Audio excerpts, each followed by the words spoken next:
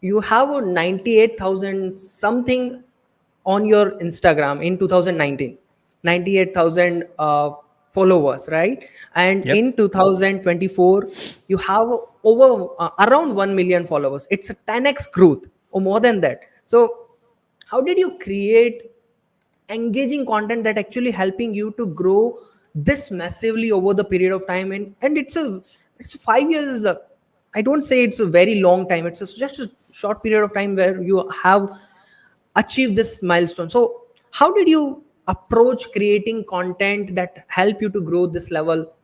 Can you talk about like how somebody can create an engaging content and how you did it? What is your framework strategy behind it? Okay, I want to give credit where credit is due. There's a couple of things that are happening that allow me to grow really fast, and I'll tell you what they are. Yeah. I was Yeah. having a conversation with a guy named Michael Janda, and I noticed that he had been growing pretty quickly. And I was Yeah. bothered by that because I didn't want him to catch up to me. I was like, I like Michael, but I'm like, I don't want to get lapped by him. And so I noticed he was doing these presentations on Instagram. We referred to them as carousels today, but before I didn't know what they were. It was right at the time when Instagram increased the number of slides that you can include in a post. It used to be 3, and now they opened up to 10. In fact, they're working on opening up to even more slides now, which is a happy thing for me.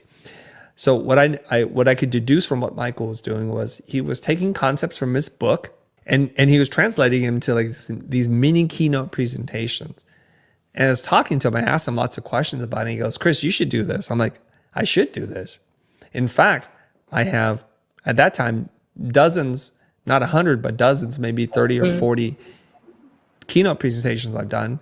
And so I would start to convert the keynote presentations into content that could be consumed.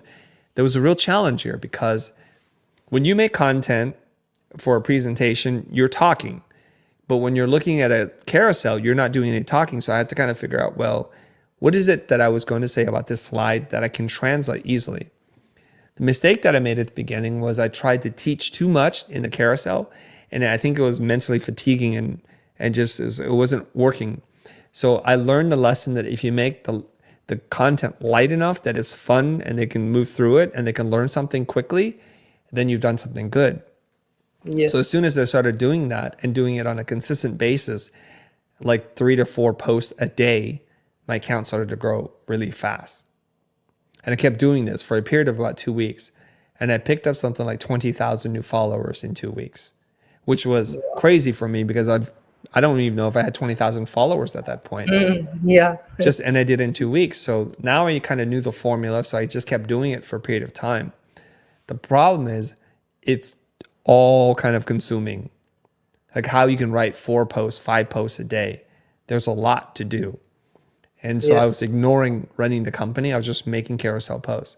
The second thing that led to the growth was I started getting requests for guest posts.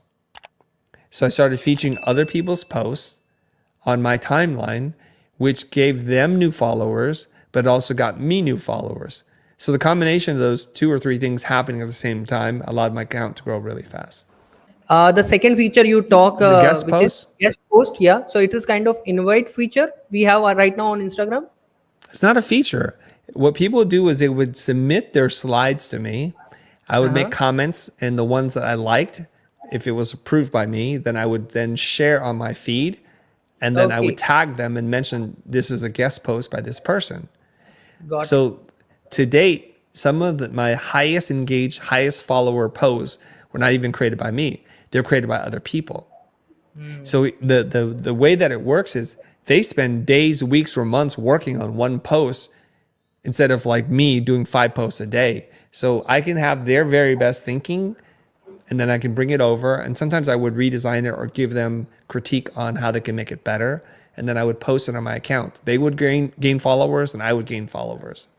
Yeah, that's actually a very powerful point here is uh, even the people who have a good number of followers and subscriber, and if you feel that they have your audience, do collaborate with them, kind of promote each other, and that's how it works. By the way, you talk about Michael, he's on our podcast, I think 3-4 weeks podcast back, and he's definitely amazing what he do.